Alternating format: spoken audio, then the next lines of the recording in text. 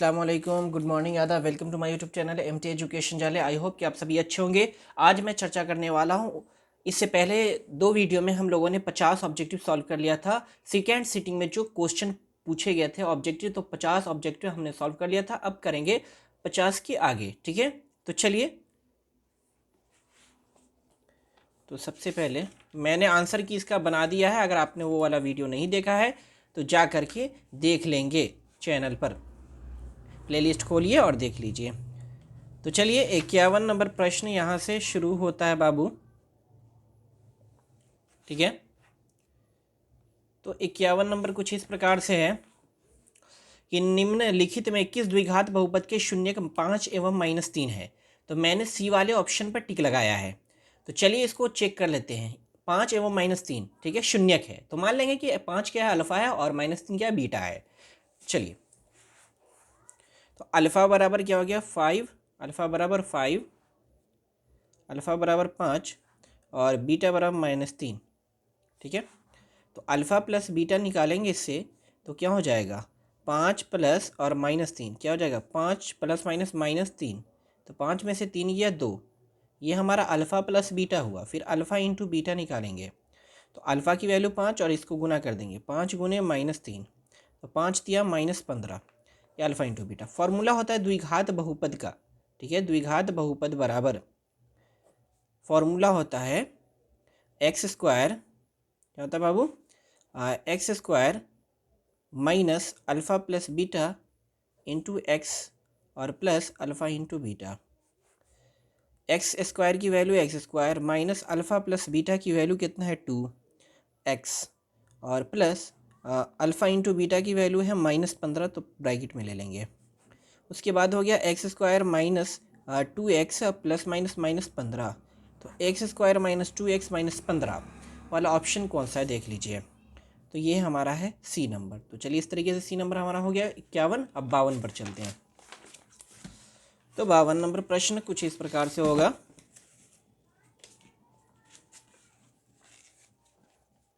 तो आप लोगों को दिखा, 52 नंबर प्रश्न में है, यदि बहुपद इतना इतना के शून्य अल्फा बीटा हो तो 4/9 अल्फा प्लस बीटा का मान है। प्रश्न को देख लेंगे सही से। अब मैं काम करता हूँ, ठीक है। चलिए, मैंने सी पर 4 पर लगाया, तो कैसे हुआ चलिए बताते। X square minus 9x plus 8 क्या है, x square minus 9x, x square minus 9x और प्लस 8, ये समीकरण दिया हुआ है, x square minus 9x plus 8। तो हमें निकालना क्या है बाबू, निकालना है 4/9। क्या ज्ञात करना है, 4/9 और ब्रैकेट में अल्फ़ा प्लस बीटा। तो आपको मालूम होगा कि 4/9 का 4/9 ही देंगे, और गुने में अल्फ़ा प्लस बीटा, मतलब कि शून्यकों का योग क्या होता है, -b/a। तो -b/a, तो देखिए यहाँ पर क्या है, b की वैल्यू कितना है, 9, पहले से -9 है, और -b/a, तो a की वैल्यू 1 हुआ, तो कितना हो गया, प्लस का 9, मतलब कि अल्फ़ा प्लस बीटा की वैल्यू 9। अब इससे यहाँ पर अल्फ़ा प्लस बीटा की वैल्यू क्या करते हैं, सेट कर देंगे, तो 9 से 9 खत्म, तो बचा कितना बाबू, 4, ठीक है। इस तरीके से 4 वाला ऑप्शन हमारा ठीक हो गया, ठीक है। उसके बाद आते हैं 53 नंबर पर। x का पावर यदि P x x4 minus 5x plus 6 को जी एक्स बराबर x2 से भाग दिया जाता है तो भागफल का घात होगा। तो सबसे पहले अगर हम बात करें बाबू, तो एक्स स्क्वायर माइनस 2 से देंगे भाग, तो x का पावर 4 है, तो हमें लाना कितना है, अगर भाग दीजिएगा तो x का पावर क्या दफ़ा लगेगा, 2 दफ़ा, ठीक है। तो मतलब कि कितना पावर आ जाएगा, घात यहाँ पर 2 आ जाएगा। ये तो आप ईजी है, समझ लीजिएगा। अब उसके बाद बात करते हैं ये वाला, ठीक है। 54 नंबर में 2x माइनस 3y प्लस 1 बराबर 0, 3x प्लस वाई प्लस 2 बराबर 0 के कितने हल होंगे।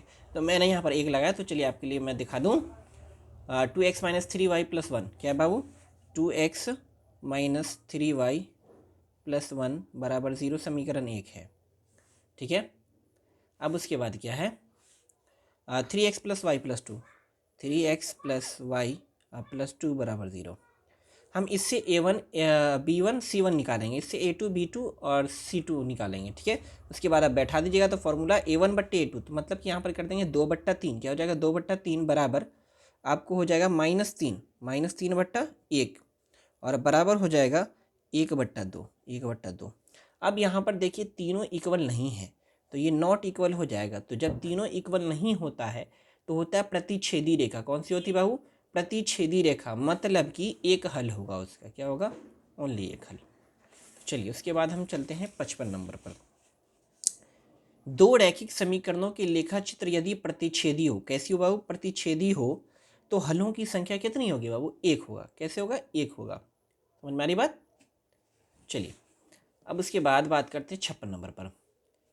अब यहाँ पर रैखिक समीकरण युग्म 6x - 3y + 10 = 0 एवं 2x - y + 9 = 0 है, तो इसका उत्तर होगा अविरोधी, विरोधी और आश्रित, और इनमें से कोई नहीं।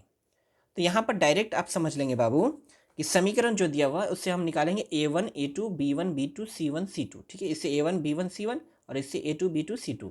तो आप निकालिएगा, तो मैं डायरेक्ट निकाल करके दिखा दूँ। 6/2 और -3/1, 6/2 और बराबर -3/-1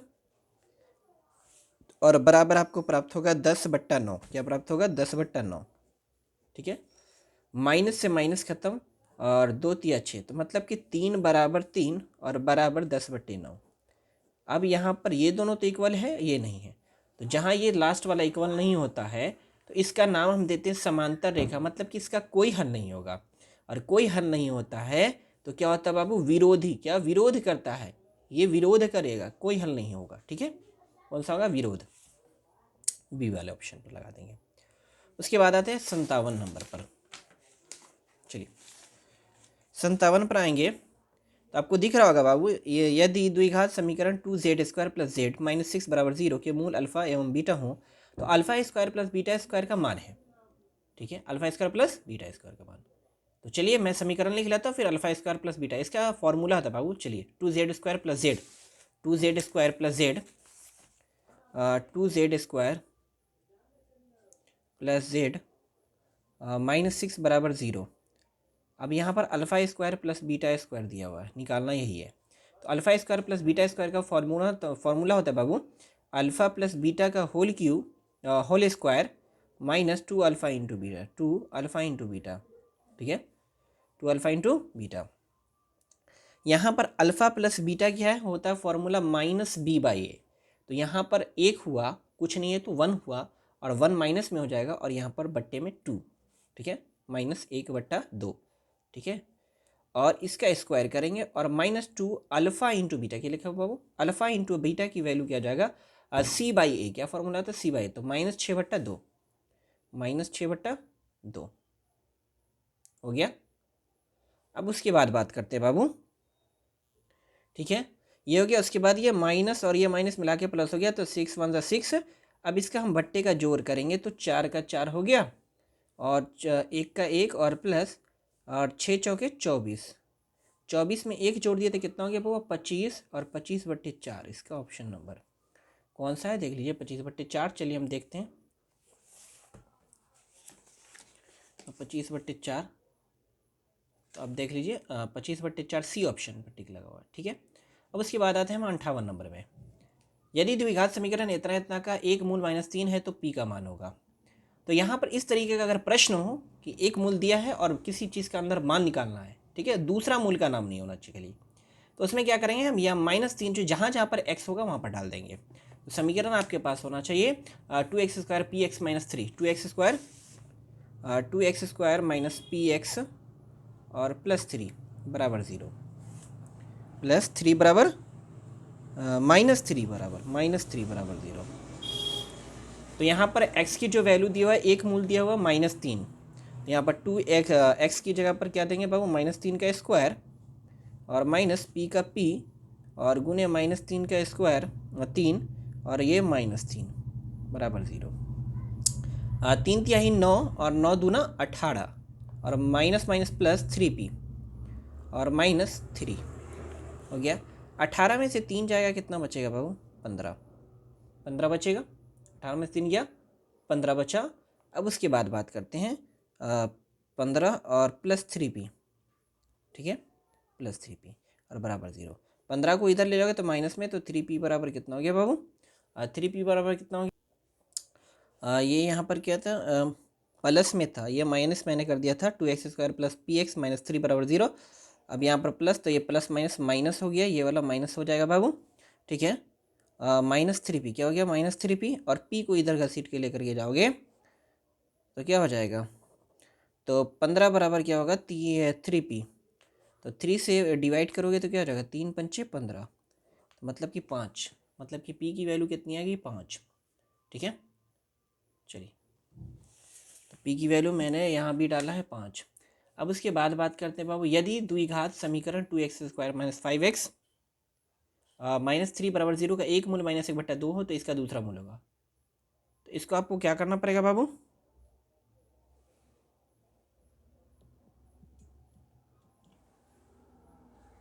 ठीक है। ऐसा क्यों हो जा रहा है जी, इसको हम क्या करेंगे बाबू, इसको हम करने वाले हैं सॉल्व। चलिए, तो 2x² दिया हुआ, 2x² -5x और -3 बराबर 0। आप देखेंगे इसको, अगर 3 दूना 6, 6 लाने के लिए गुणनखंड अगर करेंगे तो 6 में से 5 जाएगा, 6 में से 1 जाएगा तो 5 आ जाएगा। तो 2x² -6x और प्लस x और -3, अब कॉमन लेंगे तो 2x कॉमन हो जाएगा तो क्या बचेगा, x -3 और प्लस यहाँ पर कुछ नहीं तो 1 x -3। अब हमारे पास अगर हम करेंगे, ठीक है, तो ये वाला तो 2x + 1 है तो 1/2 आ जाएगा माइनस में, और यहाँ पर x -3 है तो इसको अगर निकालेंगे तो x = 3 आ जाएगा, मतलब कि x = 3। अब तो ये करना जानते होंगे, तो इसकी वैल्यू हमारे पास 3 प्राप्त हो गई। उसके बाद बाबू हम आते हैं इसमें 60 नंबर पर। ये द्विघात समीकरण 4x² - 1 बराबर 0 के मूलों की प्रकृति क्या है। तो यहाँ पर ध्यानपूर्वक आप देखेंगे, इसमें क्या करना है, आपको डी निकालना है। तो डी निकालने के लिए क्या होता है, ए बी सी याद करते हैं। तो यहाँ पर बी की वैल्यू नहीं दिया हुआ है, ए और सी की वैल्यू दिया हुआ है, तो बी की वैल्यू 0 मानना है, ठीक है। तो चलिए मैंने ए पर लगाया, चलिए देख लेते हैं चेक करके। 4x² - 1 क्या दिया बाबू, 4x² - 1 बराबर 0। ए की वैल्यू यहाँ पर 4, बी की वैल्यू यहाँ पर कुछ नहीं 0, और सी की वैल्यू -1 है। तो डी बराबर b² क्या होता है बाबू, b², तो 0 का स्क्वायर 0 और -4 गुने ए की वैल्यू 4 और गुने -1, तो 0 माइनस माइनस प्लस और 4 चौके 16, तो डी की वैल्यू कितना होगी 16, मतलब कि 0 से बड़ा है क्या बाबू, ये डी जो है क्या है, 0 से बड़ा हो गया। 0 से बड़ा होगा तो क्या होता है बाबू, क्या होता है बताइए, वास्तविक होते मूल और असमान होते, वास्तविक और असमान, ठीक है। इसके बाद आते हैं 61 पर। निम्नलिखित में कौन सा भिन्न का दशमलव प्रसार शांत होगा, तो ये तो आपको आता ही होगा, 15/1600। चलिए, उसके बाद आते हैं 62 पर।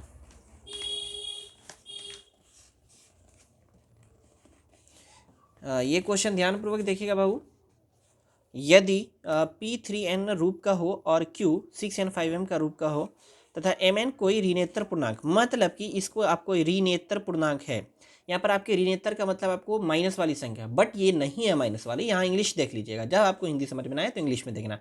नॉन निगेटिव इंटीजर्स, ठीक है, क्या है, जो निगेटिव में पूर्णांक ना हो। अब उसके बाद है, तो भिन्न P/Q का दशमलव प्रसार कैसा होगा, मैंने शांत पर लगाया, तो मैं आपको इसको प्रूफ करके दिखाऊंगा, ठीक है। आपको लगता होगा कि यहाँ पर 5 2 और 5 आना चाहिए, लेकिन यहाँ पर 6 है तो ये अशांत होगा, बट ऐसा नहीं है, मैं दिखाता हूँ आपको। P कितना है 3n और ये Q है 6n। मैं आपको रूप दिखा देता हूँ, आपको समझ में आ जाएगा। P की वैल्यू कितना है बाबू, P जो है 3n के रूप का है, और Q जो है 6n और इंटू 5m, ठीक है। अगर हम इसको इस प्रकार से लिखें तो P/Q का रूप करेंगे तो क्या हो जाएगा, P/Q बराबर क्या हो जाएगा बाबू, 3n और बट्टे में क्या हो जाएगा 6n और इंटू 5m। आपको मालूम है क्या कि 3/15 कौन सी संख्या है, शांत है या अशांत, बताइए। तो बहुत सारे बच्चे कहेंगे अशांत है, बट ये अशांत नहीं है, 3 से काट के देखो, 3 पंचे 15, 1/5, तो 1/5 क्या शांत, समझ में आ रही बात, कैसा होगा बाबू, शांत होगा। ये थोड़ा सा हिल क्यों रहा है, समझ नहीं आ रहा, शांत होगा, ठीक है। लेकिन यहाँ पर अब क्या करना, यहाँ पर बोल रहा है कि ऐसा पूर्णांक रखना है। तो मान लीजिए कि अगर 1 होगा तो 3 को अगर पावर 1 होगा तो क्या होगा, 3 इकाई 3, अगर इसको 6 इकाई 6 तो 3 इकाई 3 दूना 6, तो ये तो 2 आ गया, तो 2n5m के रूप का हो गया ये। अगर मान लो एक से नहीं समझ में आता तो 3 का पावर 2 रख के दो, तो 3 तिया कितना हो जाता है 9, और 6 छाई 36, और 9 से डिवाइड करो तो 9 चौके, तो फिर ये 4, तो 4 क्या होता है 2 का स्क्वायर और गुने 5m, तो फिर तो यही हो गया, मतलब कि शांत होगा, कहीं से भी अगर देखें तो आप शांत होगा। चलिए, उम्मीद है कि समझ में आ गया होगा, नहीं समझ में आया तो कमेंट कीजिएगा। चलिए इसके बाद 63 में जाते हैं।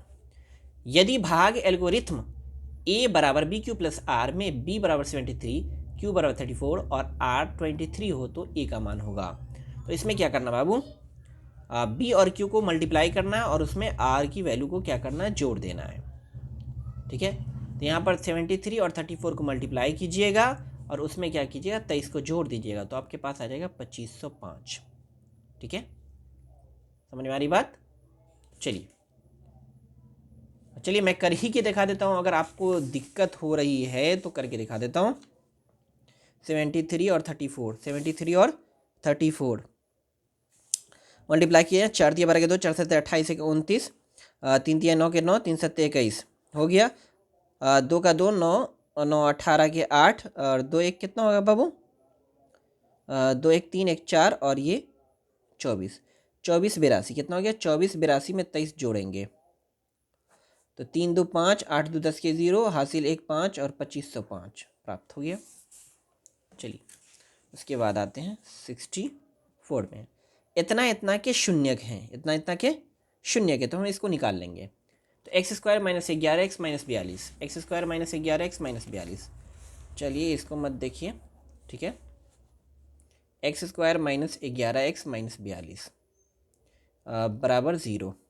ठीक है, तो अगर करें तो 14 तिया 42, एक्स स्क्वायर माइनस 14x और प्लस 3x और माइनस 42 बराबर 0। कॉमन लेंगे x इंटू एक्स माइनस 14 और प्लस 3 इंटू एक्स माइनस 14, तो एक तो हमारा x क्या हो गया, x plus 3 into x minus 14, ठीक है, बराबर 0। ये क्या हो जाएगा, करेंगे तो x प्लस 3 बराबर 0, और तो x बराबर हमारे पास -3, और उसके बाद x माइनस 14 बराबर 0, तो x बराबर 14, मतलब कि -3, 14 वाला ऑप्शन। ठीक है, तो -3, 14 वाला ऑप्शन पर लगा दिया, बी वाले पर।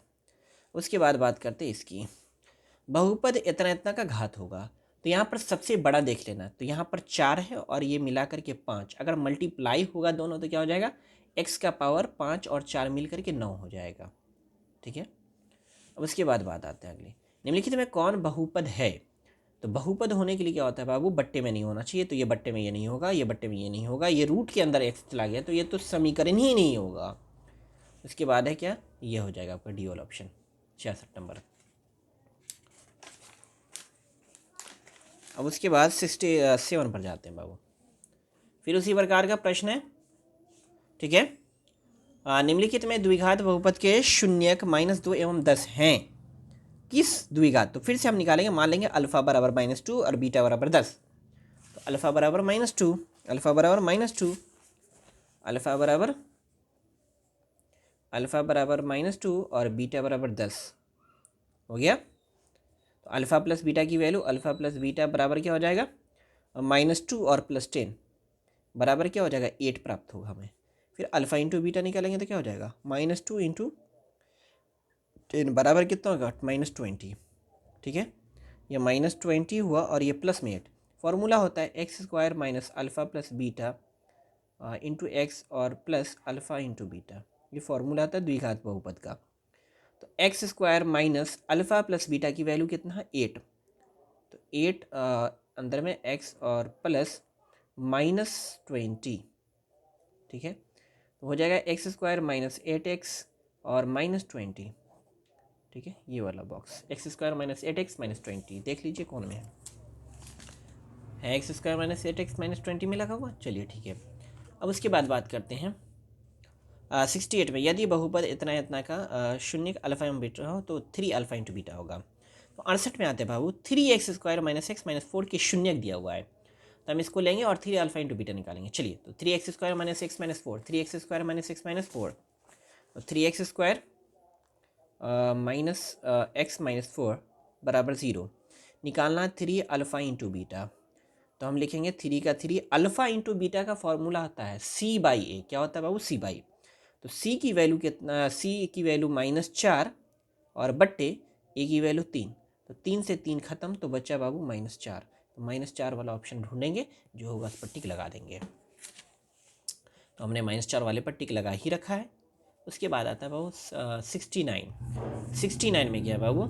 साइन 45 और प्लस कॉस 45। तो साइन 45 की वैल्यू क्या होती है? आपको मालूम होगी कि 1/√2 होता है, और प्लस क्या दिया हुआ है?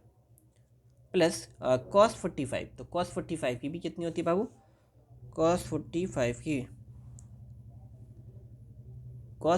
की भी क्या होती है? 1/√2। ठीक है, ऐड करेंगे तो √2 का √2 और 1 + 1 बराबर कितना हो जाएगा बाबू? 2। तो 2/√2, तो √2 से काटेंगे तो √2 ये होगा। ठीक है, तो √2 वाले ऑप्शन पर टिक कर दिया।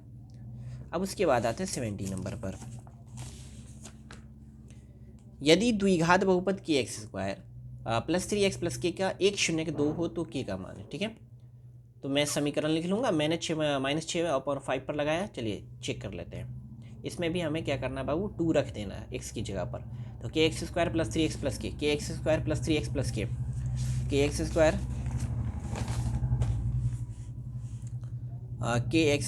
+ 3x और प्लस k बराबर 0।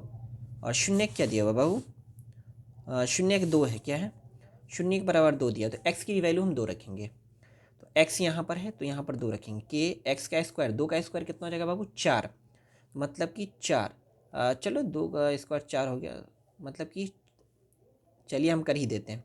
2 का स्क्वायर, मैं 4 के लिखने वाला था, चलिए आपके लिए कर देता हूँ। 3 × 2 और प्लस k बराबर 0 हो गया। 2 दूना 4, तो 4k और प्लस 3 दूना 6 और प्लस k बराबर 0। अब 4k और 1k मिलाकर के कितना हो गया? 5k, और 6 को इधर घसीट कर लेके ले जाएंगे तो माइनस में हो जाएगा। तो k बराबर -6/5 वाला ऑप्शन चुनेंगे। तो k बराबर -6/5 पर लगा हुआ है। ठीक है, उसके बाद फॉर्मूला होता है 71 में है tan 90 डिग्री -x बराबर कॉट। क्या होता है बाबू? कॉट x हो जाएगा। यदि अल्फ़ा बराबर 60 डिग्री तथा बीटा बराबर 30, तो साइन अल्फ़ा माइनस बीटा का मान होगा। अल्फ़ा की वैल्यू क्या है? 60, बीटा की 30 है। अल्फ़ा की वैल्यू कितना बाबू? अल्फ़ा बराबर 30 डिग्री, बीटा बराबर कितना है बाबू? अल्फ़ा की वैल्यू कितना? 60 उल्टा लिखा गया, और ये 30 है। ठीक है, तो साइन अल्फ़ा माइनस बीटा बराबर, तो हम वैल्यू डालेंगे। साइन की साइन अल्फ़ा की वैल्यू कितना बाबू? 60 और माइनस बीटा की वैल्यू 30। तो साइन 60 में से 30 जाएगा तो कितना बचेगा? 30 डिग्री। साइन 30 डिग्री की वैल्यू 1/2। ठीक है, चलिए तो मैंने तो लगाया ही। उसके बाद आते हैं 72, तो हो गया 73 पर।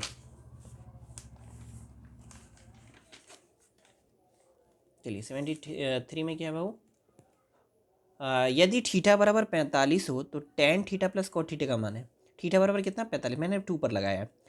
tan थीटा बराबर 45 तो cot थीटा का मान होगा। तो चलिए tan थीटा 45 की वैल्यू होती है tan 45 डिग्री और प्लस cot 45।